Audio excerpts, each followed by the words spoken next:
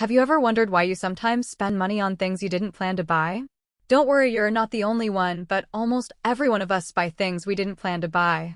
However, after this video, you will at least ask yourself before buying anything in your life. In this video, I will also share with you about how your mind works around money, marketing tricks that control you, and how dopamine, the shopping chemical, works, and many more. So let's start from this. Let's say you go into a store for toothpaste, but you come back with snacks, a new shirt, and maybe even something you don't remember picking. This doesn't happen because you are careless, but because your brain has two sides making decisions, the emotional side and the logical side.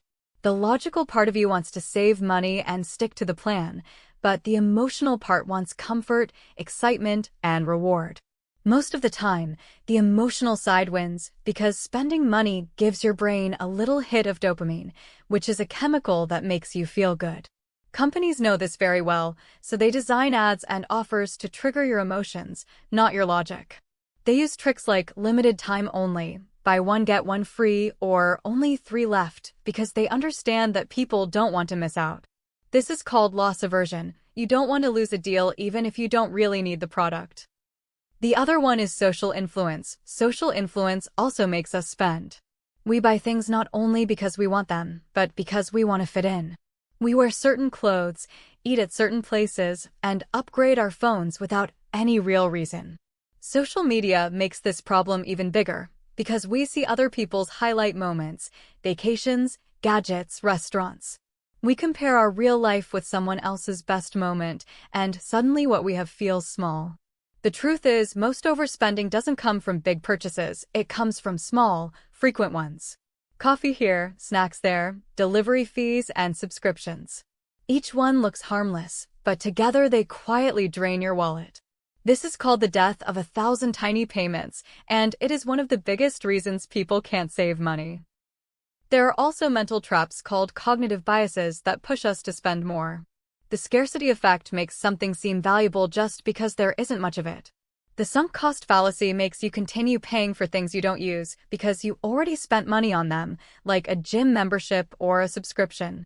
And the endowment effect makes you believe your old items are worth more than they really are, simply because you own them. All of these habits lead to instant gratification, wanting pleasure right now. But long-term wealth comes from delayed gratification, which means waiting for something bigger instead of taking something small immediately. Research on children showed that those who could wait for a second marshmallow later grew up to be more successful, not because of the marshmallow, but because of self-control. The good news is that the brain can be trained. Self-control is not a personality trait, it is a muscle. You make it stronger by practicing small habits. Try the 24-hour rule. If you want to buy something, wait a day. If you still want it, maybe you need it. Use cash for daily spending because spending physical money feels more real than tapping a card. Track your expenses for 1 week, write every coffee, snack, and small purchase. You will be surprised where your money goes. Remove temptations by deleting shopping apps and unsubscribing from marketing emails. And allow yourself a fun budget so you can enjoy spending without guilt. Spending money is not bad. Uncontrolled spending is. When you understand how your brain works with money, you stop feeling like your wallet has a leak. You start spending intentionally instead of emotionally. You begin to separate what you want from what you actually need, and that is real freedom. Money is not only about earning more, it is about keeping more. When you learn to delay gratification, resist emotional impulses, and take control of your choices, your financial life becomes stronger. You don't need to be rich to start. You just need awareness. Once you understand the psychology behind your spending, everything changes. You buy less, enjoy more, and build a future you can be proud of.